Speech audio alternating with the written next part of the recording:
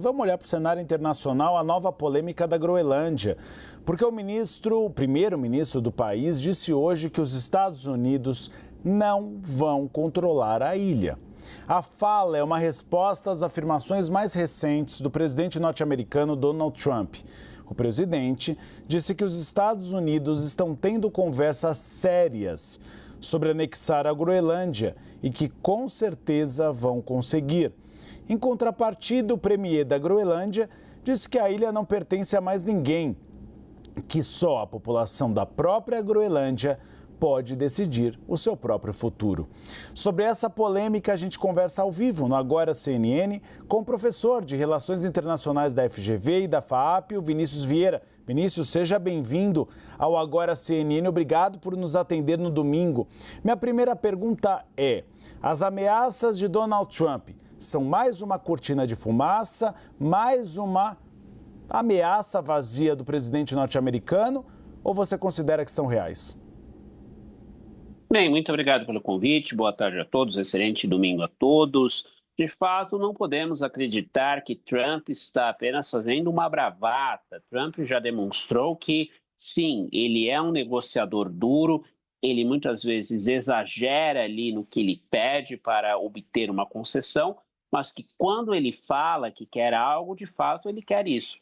E tudo indica, e não é apenas algo que vem desde o governo Trump, mas é algo que surge de tempos em tempos ali na política americana, já houve propostas similares no pós-Segunda Guerra Mundial. Os Estados Unidos, sim, querem ter a soberania em relação à Groenlândia, que hoje é um território autônomo dentro ali da Dinamarca, dentro do Reino da Dinamarca, que acabou de passar por eleições, mas que não tem nenhuma intenção de se unir aos Estados Unidos. Pelo contrário, até mesmo propostas de se tornar, de fato, independente em relação à Dinamarca. Mas os Estados Unidos, com muita força militar, pode sim, num futuro próximo, ao meu ver, efetivar essa ameaça de Trump, caso não haja uma anexação amigável. Isso porque a Groenlândia tem minerais cruciais aí para o futuro da transição energética e para o futuro da economia global. E, claro, estaria de frente no Ártico para a Rússia, que, não obstante as conversas entre Trump e Vladimir Putin sobre o fim da guerra da Ucrânia, ainda é um grande adversário americano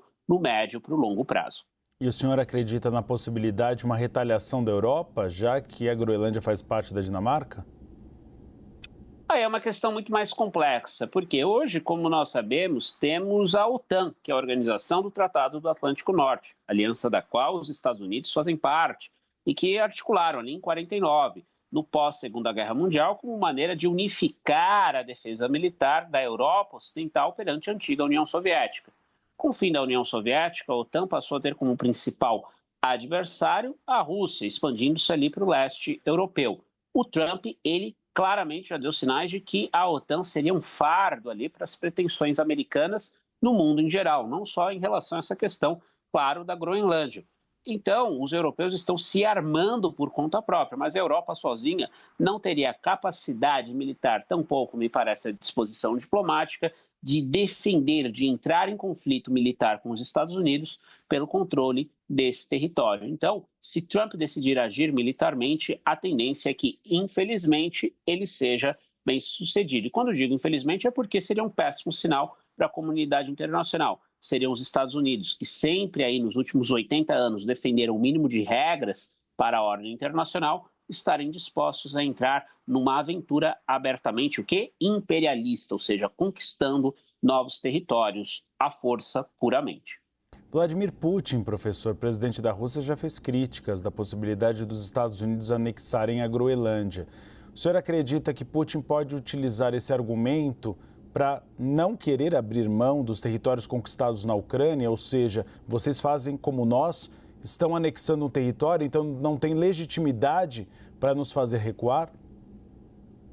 Exatamente, esse ponto da legitimidade é fundamental. E quando Trump ele chancela, e precisamos lembrar que Trump, sim, quer o fim da guerra da Ucrânia, como muitos querem, mas a um custo muito elevado para Volodymyr Zelensky e os seus liderados, que é ceder parte dos territórios ucranianos para a Rússia. Então a Rússia seria ali recompensada por ter sido o agressor.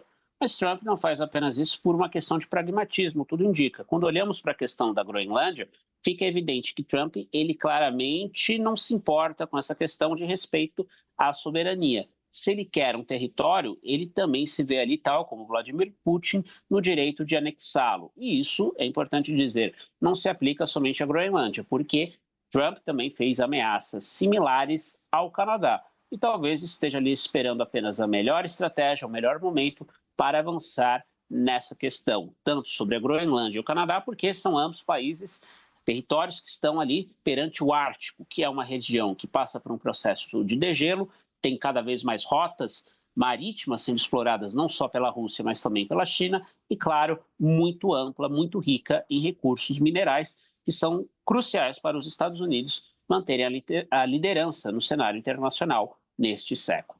Excelente análise. Nós conversamos com Vinícius Vieira, professor de Relações Internacionais da FGV e da FAAP. Professor, muito obrigado por trazer os esclarecimentos e essa análise aprofundada sobre essa nova polêmica mundial. Espaço sempre aberto aqui na CNN Brasil. Muito obrigado. Eu que agradeço, muito obrigado. Excelente domingo, excelente semana e boa tarde a todos. Excelente domingo, professor.